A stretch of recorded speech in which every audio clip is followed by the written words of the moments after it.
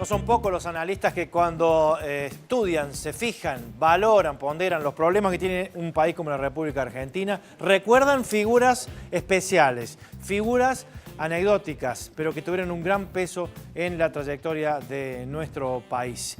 Muchos recuerdan a Arturo Humberto Illia y dicen, esa presidencia fue un ejemplo. ¿Habrá una presidencia mejor que aquella? Bueno, hoy vamos a analizar la historia de esta figura muy relacionada con Córdoba, Arturo Humberto Illia, un presidente que no pudo terminar. ¿Por qué? ¿Qué sucedió? ¿Cuáles fueron los planteos que hicieron que muchas corporaciones lo tuvieran allí en la mira? Bienvenidos a Debates U.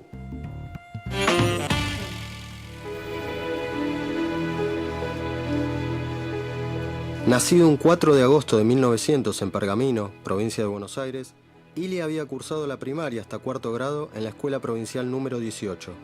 El secundario lo hizo aquí, en el Colegio Salesiano Pío IX, del barrio de Almagro, en la ciudad de Buenos Aires. Es una persona educada por los salesianos, del Pío IX interno, que ama a los padres salesianos y que no quiere irse nunca a su casa en los veranos.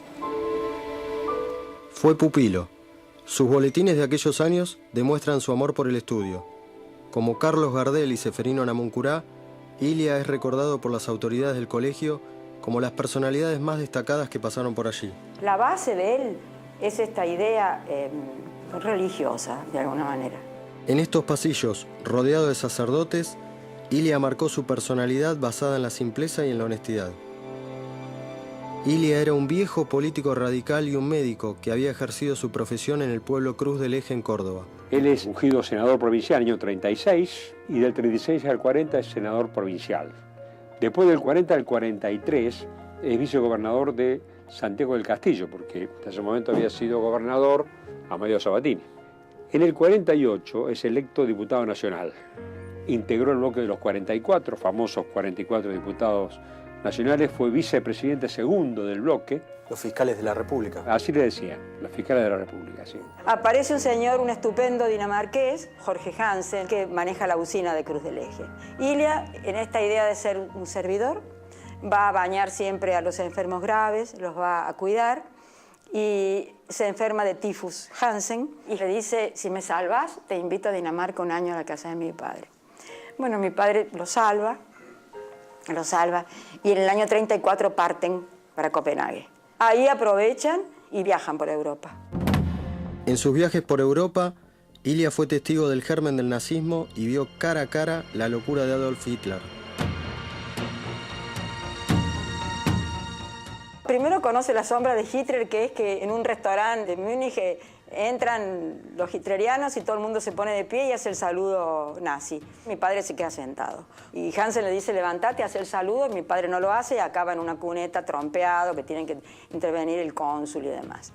Entonces, después de haber paseado con el rey de Suecia por el Tívoli, llegar al infierno, se da cuenta que los líderes carismáticos son Satanás, se da cuenta usted. Los detesta.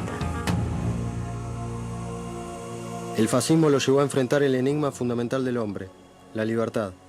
Por ello desconfiaba de las propagandas políticas, ni tampoco tenía vocación de influir en la prensa. Ya mismo entramos entonces de esta manera en la historia y cómo se fue perfilando al que sería después presidente de los argentinos, Arturo Humberto Illia. Ahí estamos con especialistas, por supuesto, como siempre, aquí en Debates U, la doctora María Marta Philp, directora de la Escuela de Historia. ¿Cómo le va? Bienvenida. ¿Qué tal? ¿Cómo estás, Hernán? Muchas gracias por la invitación. Gracias a usted. Nos encanta tenerla para analizar esta personalidad tan fuerte como la de Illia. El doctor César Kach, historiador y amigo de la casa, siempre con nosotros asistiéndonos. Doctor, gracias. Muchas gracias por la invitación. Bienvenido. Y el doctor Martín Lucas, abogado y también militante de la UCR.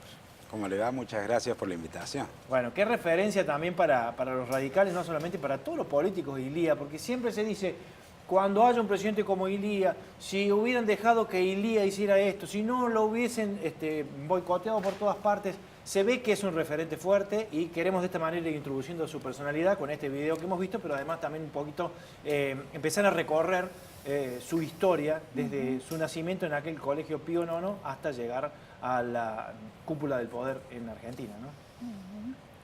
¿Qué pasó con esa educación? Bueno, y en realidad la formación ideológica central de Arturo Illia, recordemos que él fue a trabajar como médico de los obreros ferroviarios en Cruz del Eje, era el abogado del gremio ferroviario en el 30. Su formación es la del sabatinismo y la del irigoyenismo, ¿no? Esa es su formación ideológica central, es decir, esa cosmovisión implicaba el nacionalismo económico, implicaba un cuestionamiento a los sectores económicamente dominantes de la Argentina, implicaba también un rechazo a la política de alianzas, cosa que luego la va a intentar practicar en el gobierno y le va a costar caro esa mirada, y una visión ética de la política, ¿no?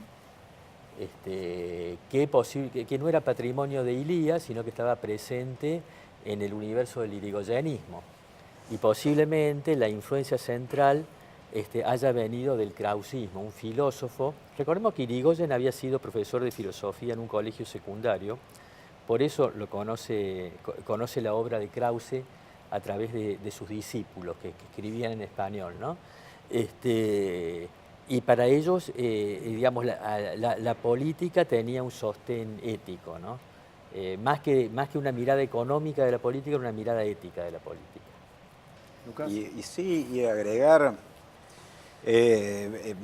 como bien decía el doctor, él proviene del sabatinismo, proviene de los rojos, del radicalismo, con esta visión que bien describe, a la que habría que agregarle quizás la animadversión que tenía contra esos líderes duros que se veían en Europa. O sea, esas cualidades de proteccionista, de nacionalista, de defensor de los valores populares, también una defensa del sentido republicano y fundamentalmente democrático. Illia participa conjuntamente con Sabatini y con Latela Frías y otros dirigentes en la década del 30 de la democratización primero de la Unión Cívica Radical y después de la democratización de la Argentina. Bueno, eso es muy importante, sí, lo que acaba de decir el abogado, porque en realidad en 1931, en julio de 1931, el Partido Radical adopta una nueva Carta Orgánica en Córdoba, en la cual se introduce por primera vez en el país el voto directo para la elección no solo de autoridades partidarias, sino también de cargos electivos, es decir, de candidatos a presidente, gobernador, etcétera, diputado. Y este hecho luego lo va a replicar varios meses después la Convención Nacional del Partido Radical. En ese sentido, el radicalismo sabatinista de Córdoba fue pionero en la aprobación del voto directo para la elección de autoridades y candidatos en 1931 y va también a ser el primero de todo el país en ponerlo en práctica en 1935. Una acción que fue saludable al partido, ¿no? Seguramente, seguro. Sí, me pareció importante de lo que se marcaba en el tape, ¿no? La mirada que él tiene de la Europa convulsionada del siglo XX, ¿no? De lo que pasaba en Italia, de lo que pasaba en Alemania, porque esa mirada va a permear después su lectura del peronismo, ¿no? Y eso va a influir mucho en este clivaje que sigue marcando la política argentina, del peronismo, antiperonismo, ¿no? Con otros nombres en este momento. Él vería similitudes entre el peronismo y aquellas... Claro, claro, liderazgos. sí. No solo él, sino gran parte de la clase política argentina, ¿no? Este miedo, digamos, a estos movimientos de masas, cómo se encauzaba la participación popular, ¿no? El miedo que fuera a través de liderazgos carismáticos, claro, y autoritarios, como pasaba en Europa. Bueno, volvemos un poquitín en el tiempo para ir avanzando también, sí, en la historia, y hablamos del gobierno de Frondizi, lo que vendría más adelante ya con el contexto histórico que se le plantea a Illia. A ver. Tras la caída de Arturo Frondizi, presionado por más de 30 planteos militares, una argucia legal permite que la presidencia de la nación sea ejercida por el senador José María Guido, un endeble mandatario tutelado por unas fuerzas armadas en permanente estado de anarquía y deliberación. El enfrentamiento es inevitable. Las calles de Buenos Aires Se poblaron de tanques y uniformes. No era un desfile. Los cañonazos aturdieron a vastos sectores de la ciudad, azules y colorados, como en los juegos de guerra. Unos presuntamente legalistas, los azules, y otros supuestamente golpistas, los colorados, marcaron sus diferencias a balazos. Del choque surge la figura del general Juan Carlos Onganía, jefe de Campo de Mayo y nuevo comandante en jefe del ejército. El comunicado 150 pone fin a las hostilidades y convoca elecciones, pero aclara que no habrá retorno a un pasado ya superado. El peronismo estaba proscripto. Mientras tanto, las 62 organizaciones gremiales con Augusto Bándor a la cabeza impulsa un peronismo sin Perón. Perón, desde el exilio, envía a su esposa Isabel para desbaratar la maniobra. 1962 es un año cargado de violencia política, crisis social, recesión y desocupación. El ministro de Economía, Federico Pinedo, dispone una devaluación del 50%. Rápidamente lo sucede Álvaro Alzogaray, que emite los bonos patrióticos para el pago de los sueldos. 1963 es el año de la complicada salida constitucional. Signada por una etapa preelectoral confusa, el pueblo se volcó a las urnas el 7 de julio. A la madrugada ya era claro el triunfo de la Unión Cívica Radical del Pueblo, que obtendría un 25,1%, la primera minoría. En segundo lugar se colocaron los votos en blanco con el 20%. La UCRI de Oscar Allende se llevó 1.600.000 sufragios y en cuarto lugar el general Aramburu, el preferido de los sectores militares, obtuvo 1.250.000 votos. El 31 de julio, tras arduas negociaciones, la fórmula del viejo tronco radical Arturo Illia, Carlos Perete, fue proclamada en el colegio electoral. Daba a luz un nuevo tiempo democrático, cargado de esperanza, pero debilitado en su esencia por la proscripción del peronismo.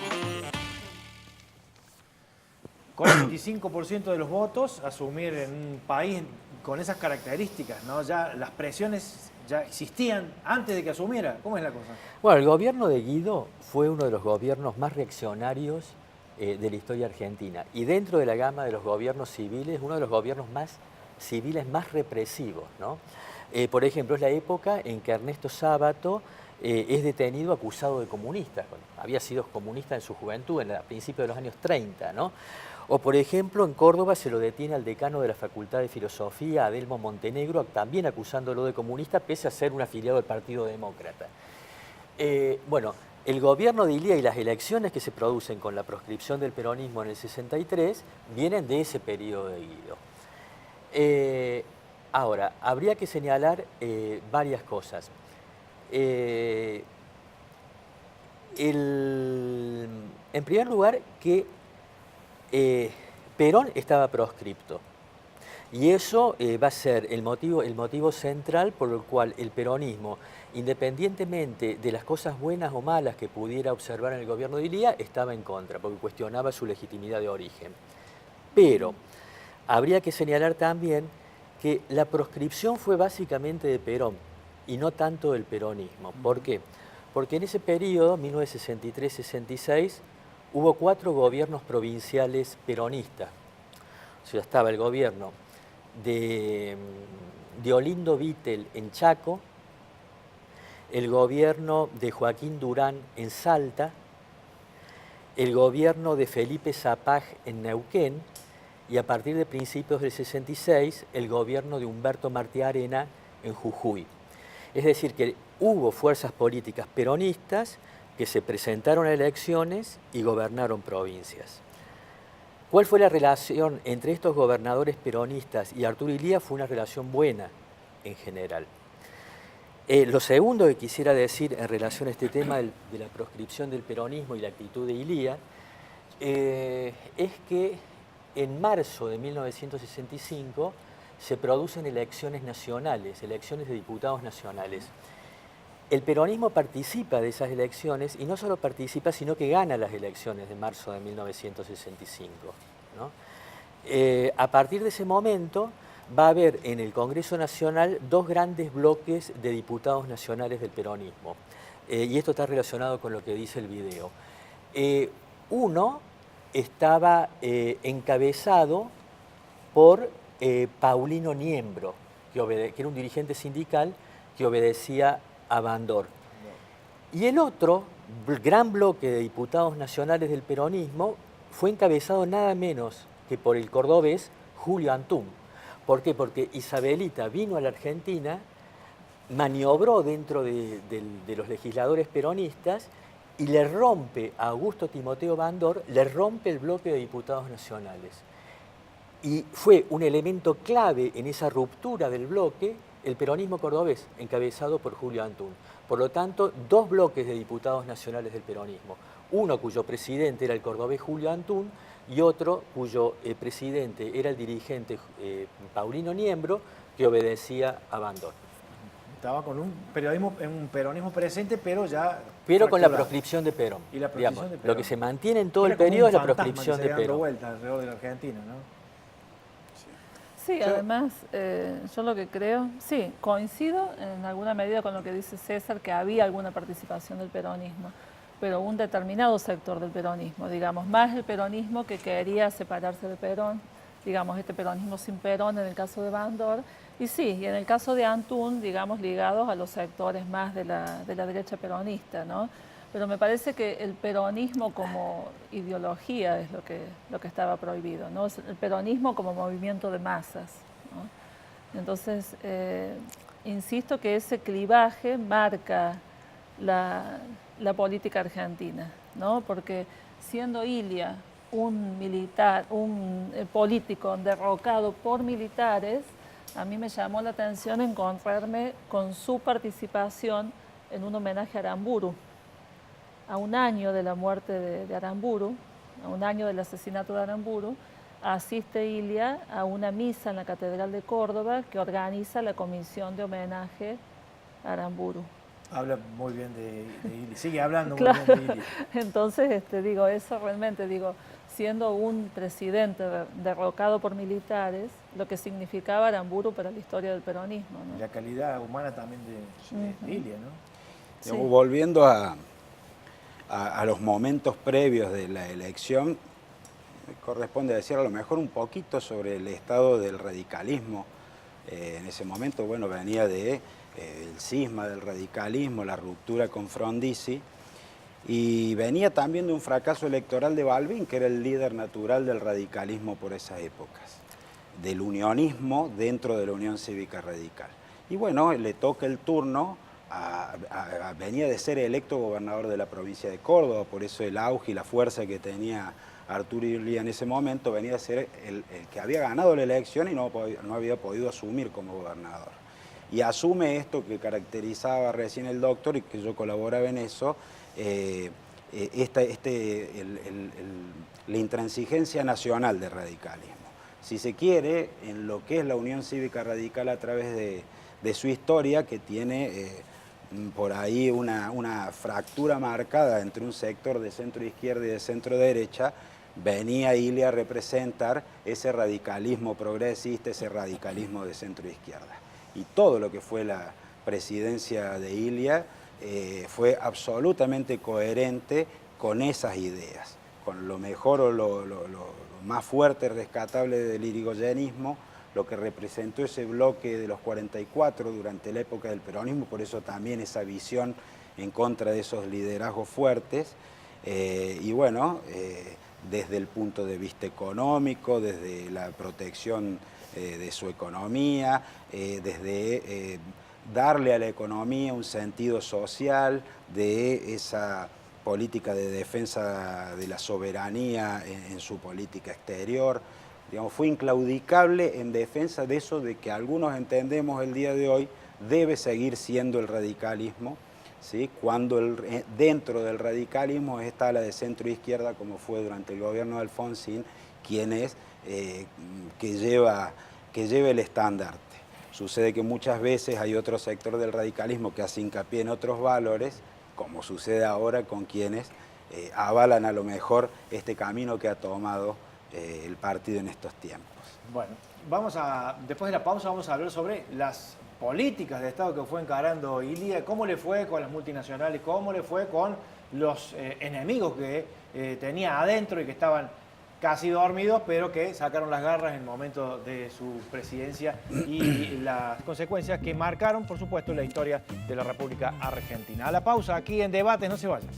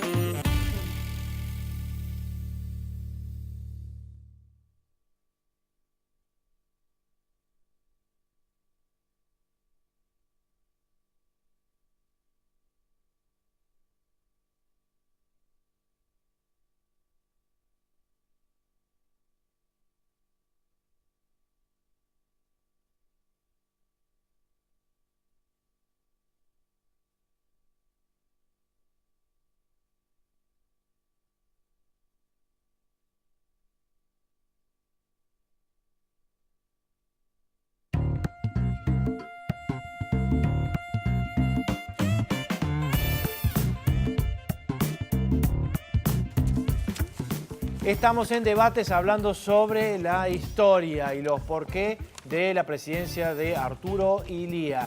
Vamos ahora a avanzar sobre las acciones que llevó adelante, cómo hizo para enfrentar a sus enemigos hasta donde pudo y esto cómo marcó, por supuesto, la historia de la República Argentina. Muchos desde esta época miran hacia atrás y dicen: nunca más hubo un presidente como Illia. ¿Por qué la Argentina no puede sostener este tipo de gestiones con estas intenciones, con estas lógicas para llevar adelante un territorio y un país como el nuestro? ¿Vemos? Illia busca darle un papel fundamental al Congreso y las instituciones republicanas. Pero su intención choca con la realidad de un país prácticamente gobernado por el ejército y en el cual tiene mucho peso las principales corporaciones, como los sindicatos. En el aspecto económico, el gobierno de Illia aspira a acentuar el rol activo del Estado. Durante su periodo, se impulsa una ley para bajar el costo de los medicamentos y se anulan todos los contratos petroleros firmados bajo el gobierno de Frondizi con la intención de renegociarlos.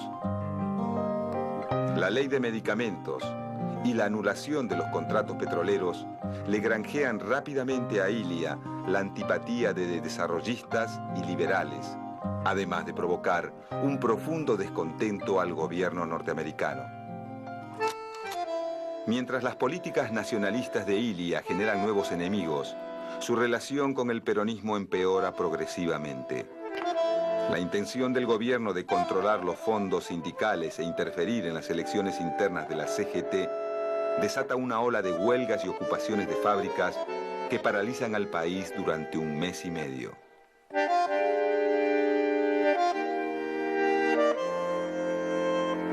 Para ese momento, la relación de Perón con algunos líderes de la CGT es de mutua desconfianza.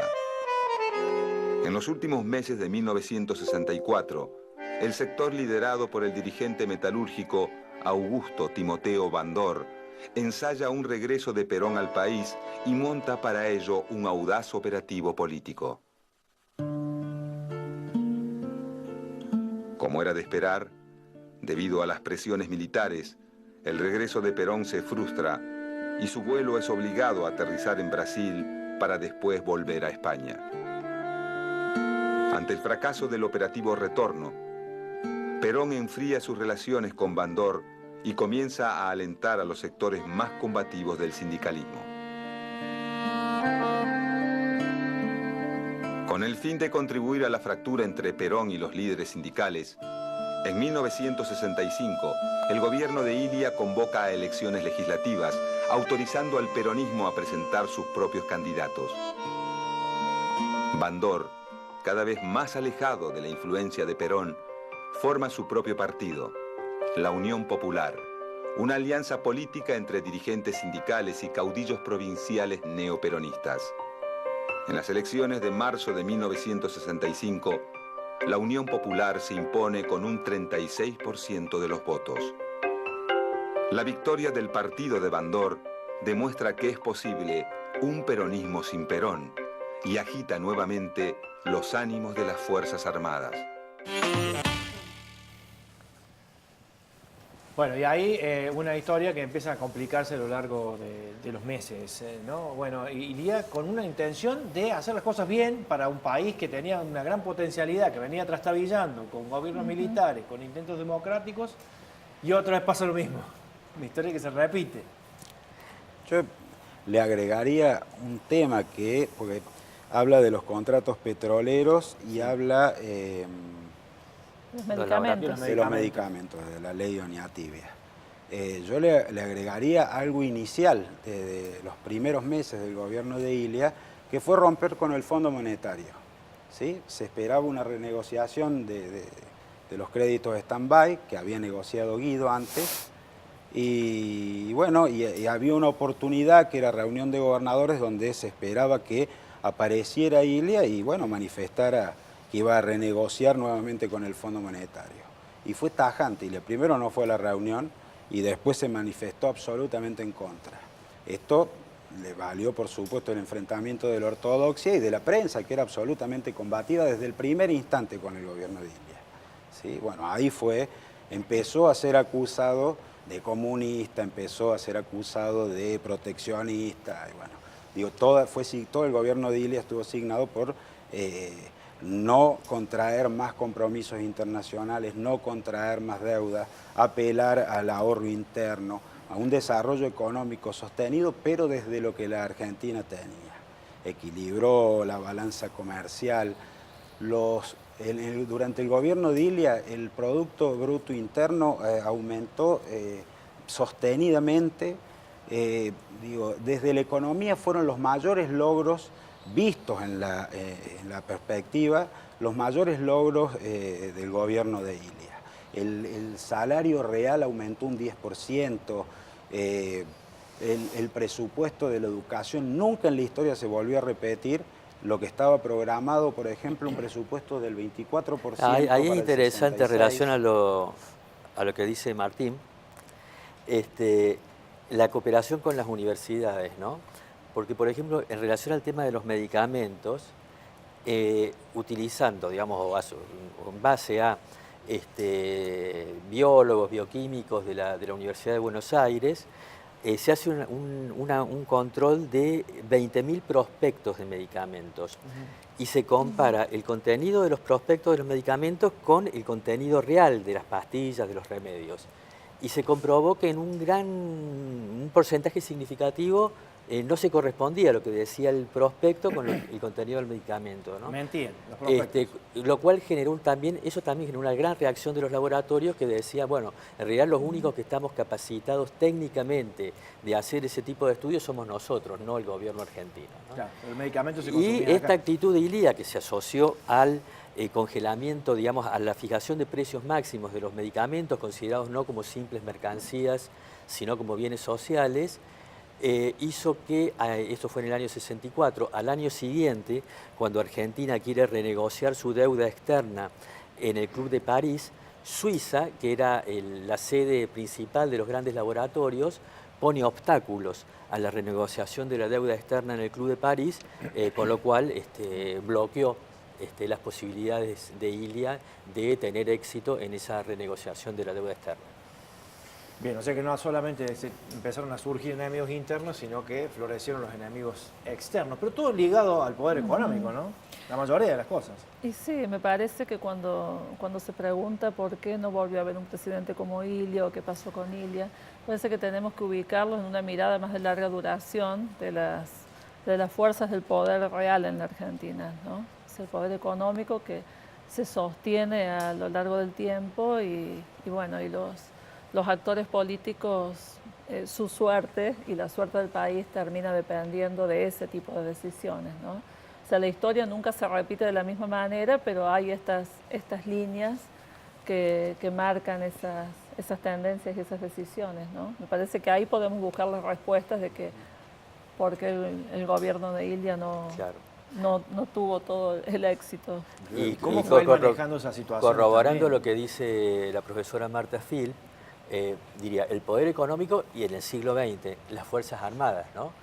Porque en el momento que Illia asume y gobierna, las Fuerzas Armadas estaban experimentando un proceso de transición. El general Onganía tenía un gran prestigio que derivaba de haber unificado al ejército argentino. Él puso fin al conflicto entre azules y colorados y unificó el ejército argentino en base a una doctrina nueva, la doctrina de las fronteras ideológicas, que años más tarde va a ser conocida como doctrina de la seguridad nacional. Esto significaba que en la lucha contra, digamos, las fronteras son culturales, por lo tanto el enemigo interno, está la figura del enemigo interno. El enemigo no es solamente la URSS, que está a muchos kilómetros de distancia, o China, sino que puede estar en un grupo de teatro, en una revista literaria, etc. Y en relación a esta redefinición del papel de las Fuerzas Armadas, en base a la doctrina de las fronteras ideológicas, el antiperonismo cede su lugar al antipartidismo. El enemigo ya no es más Perón o el peronismo, sino que el enemigo es la política de partidos. Y esto se ve reflejado en el golpe del general Onganía en junio del 66. Quiere decir también que en la mente de la gente, del votante, del ciudadano, iba pasando algo, influenciado también por la prensa, ¿no? Sí, sí, claro, la prensa tiene un rol fundamental, pero digo, a lo mejor si uno debiera marcar un error del gobierno de Illia es, a pesar de, digamos, teniendo ya enemigos de antes de asumir, lo fue multiplicando. Un detalle, digamos, el poder económico. Illia crea el Consejo del Salario y es el autor de la Ley de Salario Mínimo y Vital y Móvil. Yo decía recién una recuperación del 10% del salario real.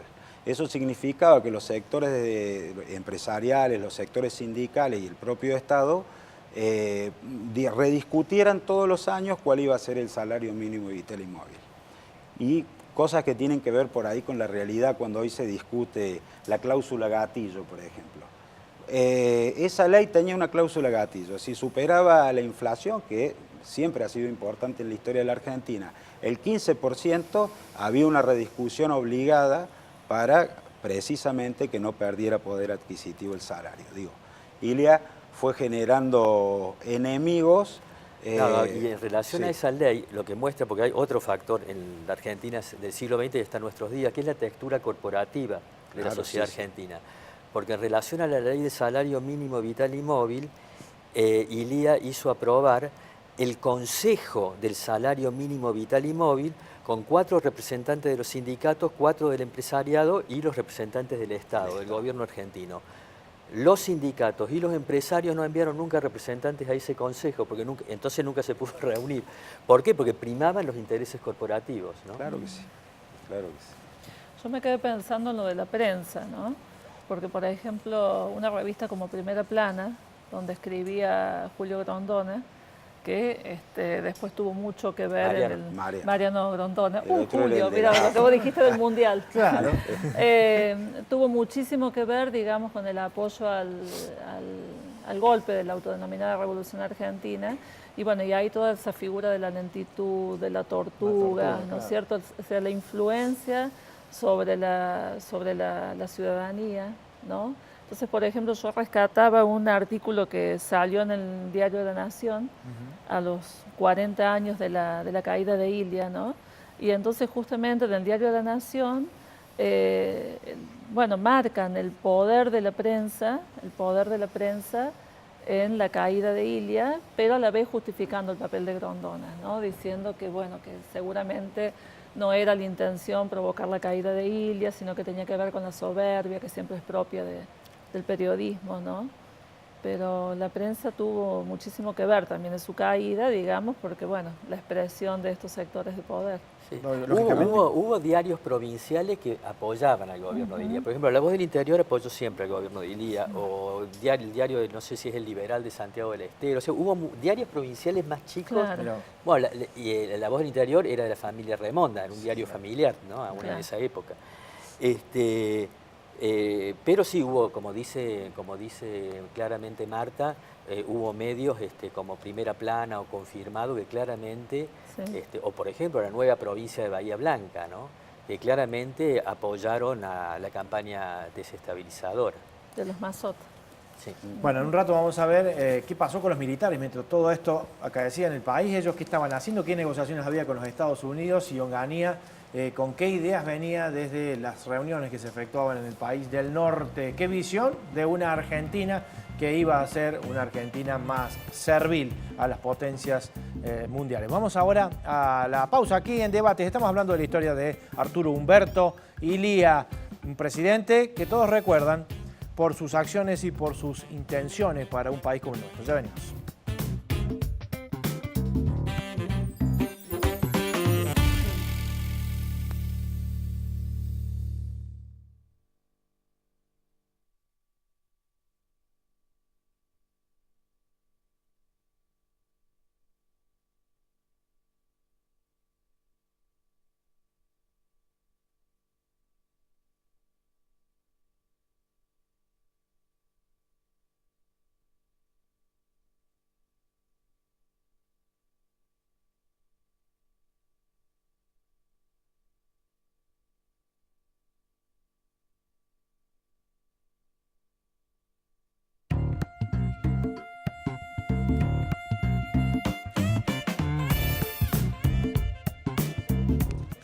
Muy bien, ¿qué pasaba con los militares en la época en que Arturo Umberto Illia gobernaba la República Argentina? Se enfrentaba con las petroleras, intentaba efectuar una sustitución de importaciones de medicamentos y darle a nuestro país un impulso diferente, defendiendo la industria nacional y el trabajo propio, el trabajo de los argentinos. ¿Qué pasaba con los militares? Miraban hacia los Estados Unidos y ¿qué fueron a hacer? Veamos.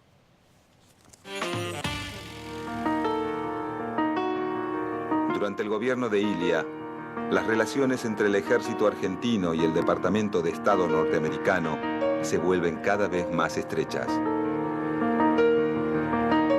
En 1964, durante la quinta conferencia de ejércitos americanos en la Academia Militar de West Point, el teniente general Juan Carlos Onganía, en representación del ejército argentino, adhiere a la doctrina de seguridad nacional, una política impulsada por el gobierno de Estados Unidos que tiene la finalidad de frenar el avance del comunismo en el continente americano.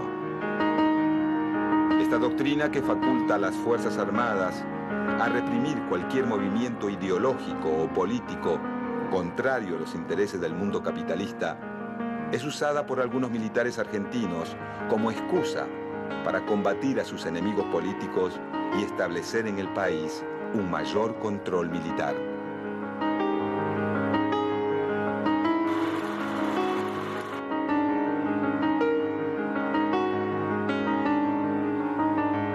Para fines de 1965, la figura de Arturo Illia está totalmente debilitada.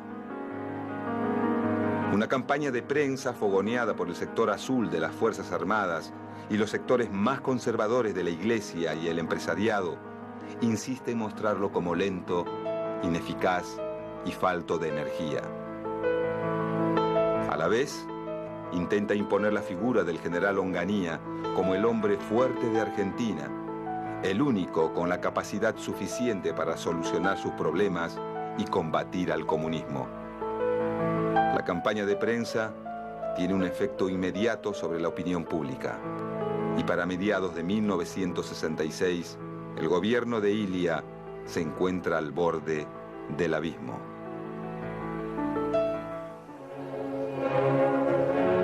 En las últimas horas de la tarde del día 27 de junio, se agravó la tensa situación existente desde tiempo atrás en las Tres Armas, que había dado motivo a varias reuniones de los altos mandos militares y del Poder Ejecutivo. La grave crisis institucional culminó con la separación del doctor Arturo Illia del cargo de presidente de la Nación. Mientras esto ocurría, las tropas fueron ocupando los lugares claves de la ciudad para mantener un orden que en ningún momento fue alterado. Los ministros, que habían sido llamados con urgencia, llegaron a la Casa de Gobierno para realizar una reunión de gabinete, a cuyo final todos presentaron sus renuncias. Al día siguiente, el expresidente abandonó la Casa de Gobierno, partiendo en un automóvil hacia la residencia de un hermano en la provincia de Buenos Aires.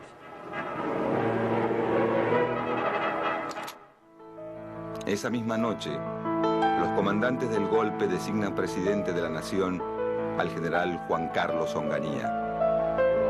De esta manera, Onganía, el líder del bando azul que proponía el retorno a la democracia y el alejamiento de los militares de la política, termina convertido en el nuevo presidente de facto de la República Argentina. Si así no lo hiciere, Dios y la nación me lo demandan. Bueno, no sabemos si Dios y la nación se lo demandó o no, pero la cosa empezó a empeorar. Bueno, en ese preciso momento, cuando asume Onganía, cuando jura Onganía, en Córdoba jura Gustavo Martínez Zuviría, el hijo de Hugo Guas, el escritor antisemita de extrema derecha. Y luego jura unos días después, unas semanas después, Miguel Ángel Ferrer Deza, quien rubrica con su firma el juramento de los interventores de Onganía en Córdoba, el arzobispo Ramón Primatesta, ¿no? Ese es un dato que hay que tener en cuenta. Cuando uno habla de la textura corporativa de la sociedad argentina, no solamente son las asociaciones empresariales, las Fuerzas Armadas, que en realidad son una institución del Estado, no tendría que tener lógica corporativa, pero en el siglo XX la tuvo, y por supuesto la Iglesia Católica. ¿La Iglesia en qué medida? En una medida relevante, ¿no? Siempre fue antes de que asumiera. En una medida relevante. Ahora, en relación al video, lo que yo quisiera añadir es que hay un punto de fricción muy importante con los Estados Unidos en 1965, cuando se produce la invasión a Santo Domingo. El único país de América Latina que no envía tropas, de América del Sur, que no envía tropas a Santo Domingo es el gobierno argentino. Y eso le gana la enemistad profunda de la derecha civil y de la derecha militar, porque quien encabeza las tropas latinoamericanas en Santo Domingo es el ejército brasileño. Entonces van a acusar a Ilía de favorecer a Brasil en contra de la Argentina y el ejército argentino, ¿no? Este fue otro motivo de fricción. No obstante, quiero destacar, yo tuve oportunidad de leer los documentos de la CIA, de la Embajada Norteamericana y del Departamento de Estado en relación al golpe del 66, sí, que el hombre de los Estados Unidos en el ejército argentino no era el general Onganía. Lo que dice la documentación del Departamento de Estado y de la CIA es que Onganía era un tipo muy reservado, que solamente 3 personas eran capaces de tutearlos y que era más admirador de Franco en España que de las democracias anglosajonas. El verdadero hombre de los Estados Unidos en el ejército argentino fue el general Julio Alzogaray. Tan es así que el 1 de junio del 66, de acuerdo a la documentación desclasificada de los Estados Unidos, el general Julio Alzogaray informa a los agentes de la CIA en Buenos Aires cuándo va a ser el golpe, quiénes estaban comprometidos y cómo iba a ser el nuevo gobierno. Dice, por ejemplo, el nuevo gobierno va a tener cabeza militar y cuerpo civil. Se produce el golpe el 28 de junio del 66 y efectivamente es así, ¿no? Se dice, las Fuerzas Armadas son solo la salvaguarda de la revolución, ¿no? Pero el gobierno es civil. ¿Y se llamaba Gobierno de Revolución también? Gobierno de la Revolución Argentina. Bueno, hemos tenido tantas revoluciones que quedamos así, ¿no? De las poquitas excepciones o de algún apoyo, y si no de un apoyo, por lo menos de una tolerancia, estaba la Central de los Argentinos, que también tenía su fuerza en Córdoba con la participación no solamente de Ongaro en Buenos Aires, sino de Agustín Tosco en Córdoba. Fueron el único sector sindical tolerante. Pero digo, todos los sectores que corporativamente contribuyeron, forjaron la caída de Ilia, pidieron sus disculpas históricas y el arrepentimiento con la historia. Para marcar, por ejemplo, el comportamiento del sector estudiantil, ¿sí? Que por esa proximidad que tenían con los sindicatos y esa participación conjunta en las movilizaciones y el apoyo de los estudiantes a lo que era algo de todos los días, que era las asambleas y el levantamiento de las fábricas, pues bien, poquito tiempo después tuvieron la noche de los bastones largos. Y así todos los sectores, hasta el mismo sector de la prensa tuvo, no recuerdo quién era el periodista que decía, estamos saltando sobre la rama que nos sostiene. Y así fue la Argentina. Todos los sectores que provocaron la caída de Ilia, todos los sectores tuvieron su arrepentimiento. Por ejemplo, el sector del agro que hablaban recién. Sí. Durante el gobierno de Ilia hubo una fuerte decisión económica de apostar se llamaba en aquel momento la tractorización del campo, la mecanización del campo, lo que implicaba una gran cantidad de créditos muy blandos para el sector del campo. Bueno, fueron de los sectores que acusaban a Ilia de comunista, por esto que veíamos recién en los videos, porque bueno, había caído el plantel de cabezas de ganado en la Argentina e Ilia había tomado decisiones de regulación al mercado de la carne. Por ejemplo, había 2 días que no se podía vender carne, pero fundamentalmente protegiendo al mercado interno y poniendo restricción a las exportaciones. Bueno, todos estos sectores se vieron perjudicados a la postre. Todos los sectores que colaboraron en la caída de Ilia se vieron todos los sectores perjudicados, menos el sector militar. Claro, dentro de los sectores que apoyaron la caída de Ilia, quiero destacar una foto célebre, debe estar la imagen en algún lugar para pasarla por televisión. El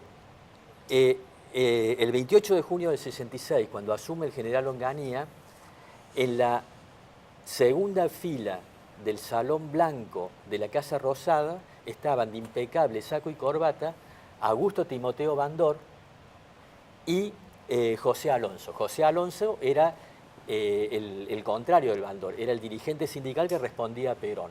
Es decir, que tanto el sindicalismo peronista-bandorista como el sindicalismo peronista antibandorista estuvieron presentes y celebraron la asunción del general Onganía. O sea, preferían hacerlo caer a esperar que terminara su periodo, sin importar las consecuencias que implicaban para un país como el nuestro, ¿no? Y quiero decir una cosa más, porque hay que ser muy honesto. Además de todos estos sectores, ni siquiera el propio radicalismo supo defenderlo a Ilia. Solamente algo que está en el imaginario. En la última apertura de sesiones del año 66 faltó Balbín, no estuvo en el Congreso acompañándolo a Ilia. Lo que fue entendido también dentro de los sectores del radicalismo como una quita de respaldo hacia la presidencia. ¿Qué le falló a Ilia? ¿Qué le hubiera hecho falta a Ilia para que estas acciones hubieran tenido éxito a pesar de las presiones que casi siempre existen para un país como el nuestro, ¿no? Estamos hablando de lo cotidiano en la historia de la Argentina.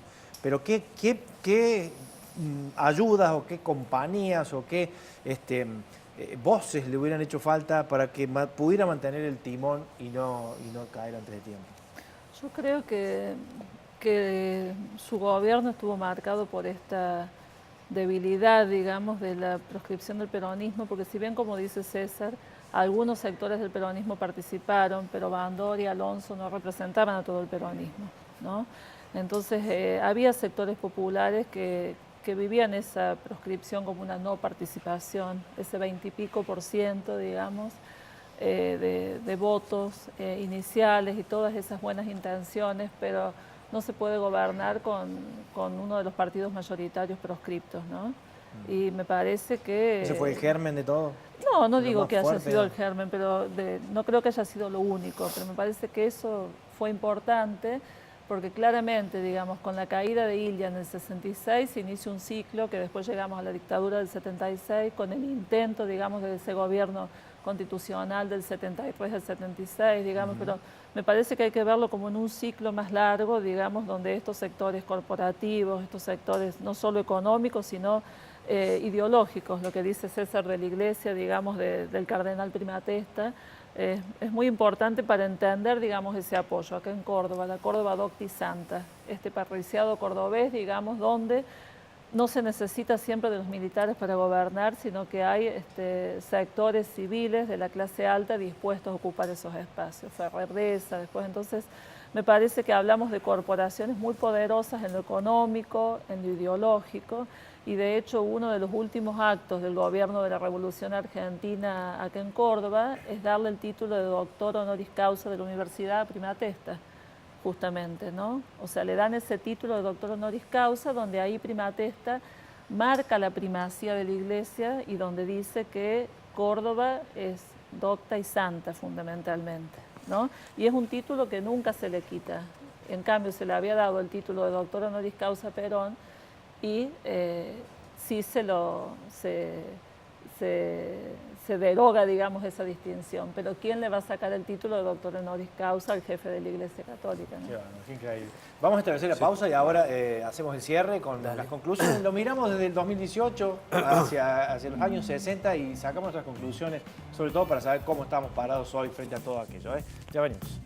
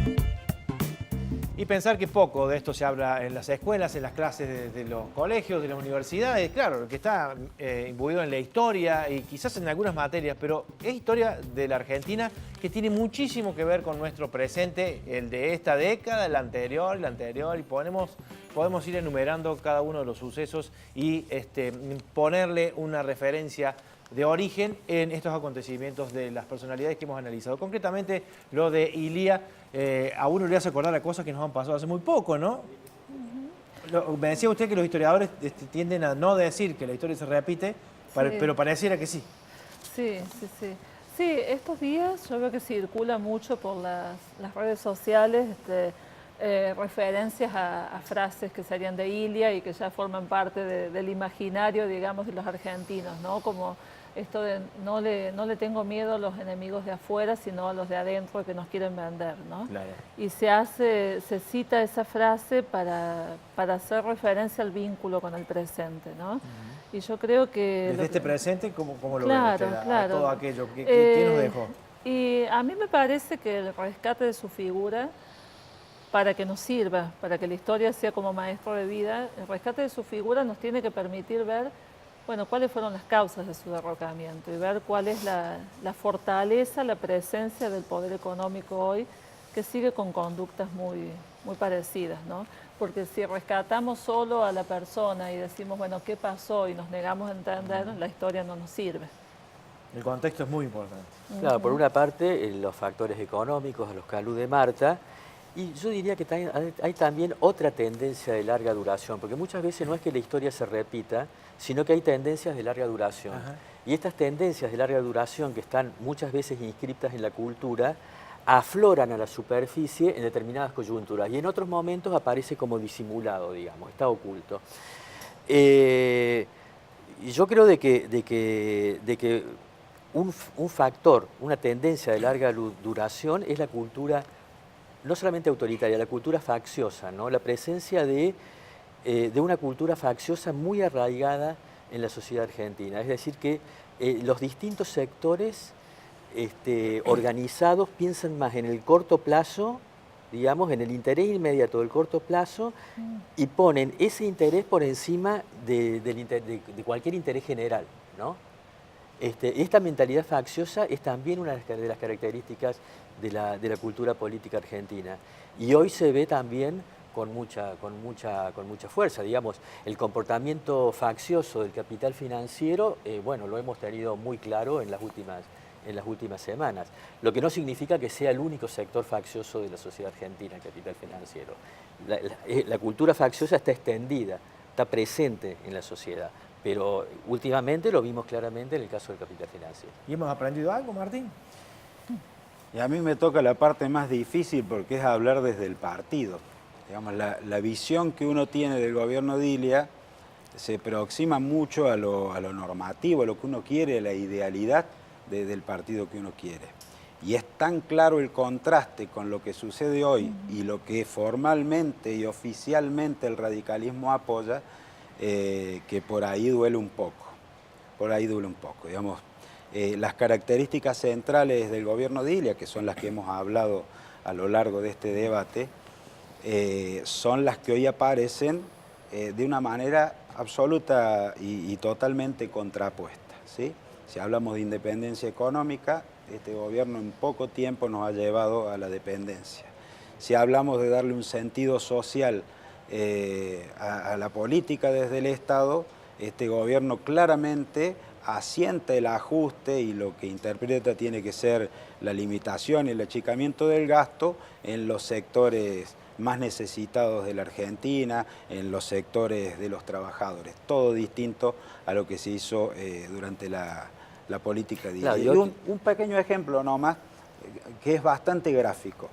Hay un estudio por ahí dando vuelta que dice cuál es la relación de quienes han formado parte de los gabinetes de un gobierno, fundamentalmente los gabinetes económicos, con las grandes empresas, ¿sí? Las multinacionales o el poder económico en la Argentina. Si usted revisa a lo largo de la historia va a encontrar que de ese equipo económico de Ilia no hubo ninguna relación ni anterior ni posterior con estas empresas. Distinto a lo que ha acontecido en toda la historia, pero fundamentalmente que es un gobierno que se jacta de estar formado por CEOs, ¿no? Por asesores de las grandes empresas. Digo, duele un poco. No, digamos, coincido con lo que dice él, pero añadiría también otro dato. Mira, uno de los primeros proyectos de ley que se presentan en la legislatura de Córdoba con Ilia, que es la de Teresa Merciadri de Morini, fue un registro de bienes de los funcionarios públicos. E incluía no solamente a los funcionarios, sino a sus esposos, a sus hijos, a sus sobrinos. Se extendía por lazos de consanguinidad, ¿no? Y el tema de la corrupción atraviesa no solamente a la derecha, atraviesa también a las organizaciones populares. Entonces, hay que tener en cuenta los problemas que dijo él, pero también el problema de la corrupción, que es un tema presente en la cultura argentina. Mucho para pensar y reflexionar sobre nuestro pasado y nuestro futuro, ¿eh? Para eso es este debate. Muchísimas gracias. Por favor. Bueno, gracias. Un tremendo gusto de tenerlos aquí. Bueno, ahí está. Entonces usted también podrá seguir discutiendo con su familia, con sus amigos respecto a lo que ha escuchado aquí. Las cosas en la historia van sucediendo y tienen causas, muchas veces relacionadas fuertemente con las personalidades que pasan por debates. Un abrazo, nos encontramos mañana a las 21 por Canal U.